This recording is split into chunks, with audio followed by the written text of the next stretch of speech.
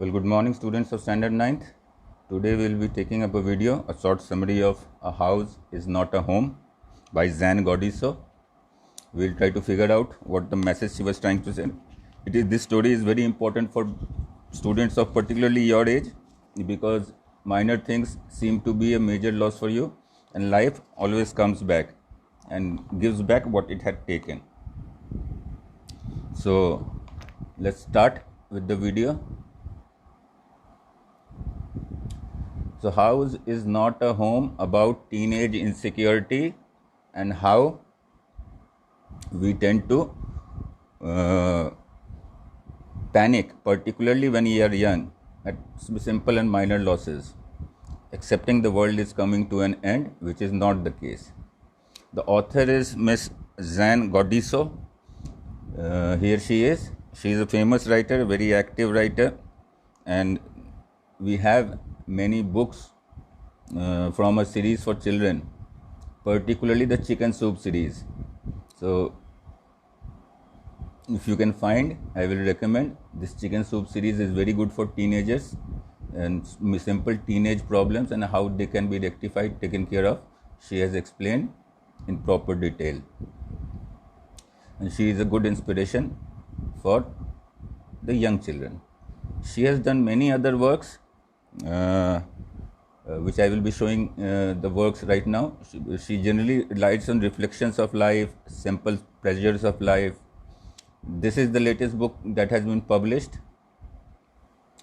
It's about ordinary people and extraordinary stories. The name is The Buddha Next Door. She still is a very active writer and continues to inspire young children. So this is her definition is happiness changes as you face and teenage challenges she has written. This is a story of when she was in her high school. She was promoted from junior school to high school and she was finding it difficult to cope with the change. Why? Particular reasons. All his friends had gone to some different school. A. All the teachers were new. B. Third problem was school was twice as big as the previous one and she felt very isolated. So one day while she was doing her homework and playing with her tabby cat, now before that, to cope with this, what did the author do? She went to her previous school teachers and tried to spend time with them. The teachers tried to convince her that these changes are very common in life and there will be a time when you will be loving your new school and maybe at that time you will forget us then. Zan understood what was the idea, but she moved on. So as it is, once there she was playing with her tabby, not playing with, she was doing her homework and her tabby cat was sitting in front of her. Right. And her house caught fire. So she ran out first and she noticed her mother running inside the house. First, what did she notice? The mother came out with a metal box that contained important documents. Right. And the daughter, and she put the box and she ran back again inside the house. And what happened after that? The thing that happened was Zan also ran behind her mother. The images you are seeing right now is of the new school, the high school that she went to, which was a bigger one than the previous one. And she felt very isolated and lonely over there. Just for the simple reason that she had no friends. The school was new and all the children were new to her. And she didn't make any friends. So the feeling of isolation was common. So I'm talking, this is about the furnace that the mother had lighted it was the autumn season again, the fall season. So mother had lighted the fire. And while she was doing her homework and playing with her tabby cat, she noticed that the house was under fire. They noticed smoke and they ran out somehow from the house. And while she ran out, she noticed her entire roof of the entire building was under fire. Now she saw her mother run in twice. The second time she also tried to follow her mother when a fireman had stopped her from going inside. Right? The house was completely engulfed by the fire, as you see, and by the end of it, when the fire was extinguished, nothing of the house remained. The entire house got burned down. So mother ran in twice. First time to bring a metal box which contained important paper and documents, and second time to rescue the photographs and letters of her departed father. But those were the only memories that she had of her late husband. So the mother, it was very emotionally important for the mother, and she ran in. After a few moments, another fireman went in and rescued the mother. Then the mother was administered oxygen because she had inhaled some smoke.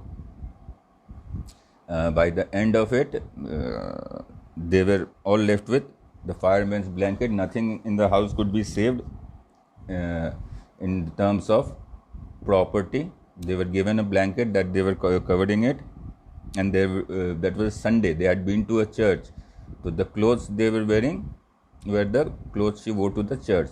Dress she wore to the church. The house was burned down. Now, so even they couldn't rescue even her shoe. And after moment when they were sitting in a truck and they saw nothing of their house was remained, entire house was burned down, she remembered she could not find her cat.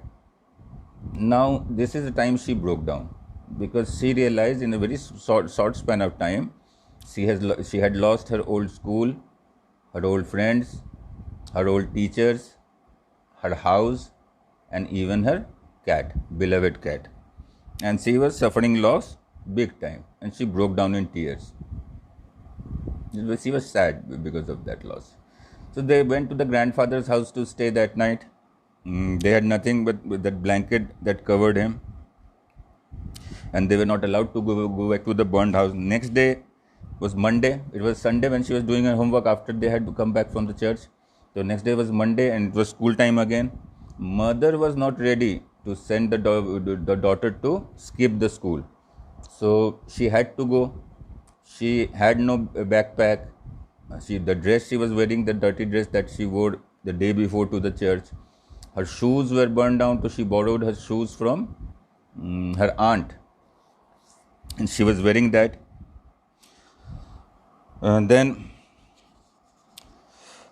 she felt like she seemed to be stupid. She felt alone. Everybody was given her strange look. She felt like an outcast over there, someone who doesn't belong to their society or their community. So she said this is her destiny, going to be in that school, feel low forever. And she felt low, so low that she felt like curling up and dying, because everybody was giving her strange look. She had no books, no homeworks, no backpack, etc. So she walked around the school like a ghost, as if it had no emotions, no values, no feelings, just walking for the purpose of walking. And it was not seeming real for her, because all the security that she had, her friends, her house, they were all, her old school, they were all ripped away. She was in a new school now. She knew nobody over there. She had no friends. So while on her way back to home, she went back to school, went back to her old home, and she saw that the entire house was destroyed and nothing was there. There were only some personal items that mother had rescued, and they were living there. So suddenly one day she went to school, and the friends offered her clothes and everything, and they introduced themselves. They invited her over. They offered to come over to her new house that was built. So, and she suddenly life came back to her. And one day when she was sitting outside the new house and watched it being constructed with the friends, she noticed a woman came, a nice lady, which was carrying her cat. So the house was back, her friends were back, she was now liking her school, and even her cat was back. So just a few months ago, about a month ago, she was feeling so low that she wanted to curl up and die. She didn't want to live. She was going through such emotional turmoil. And now, just in the span of a month, life had changed again. She had got back her entire life. She had made new friends. She had a new house. She started liking her school, and even she got the cat back. So this is the point that the author is trying to make. Don't lose heart or hope when you lose something, particularly when you are grown up, mature. You know that things will go right, and you have to do it right, make it right. So this is the message: make each day your masterpiece. So that is it for now. I will be coming back with my next video soon. Till then, take good care of yourself. Goodbye.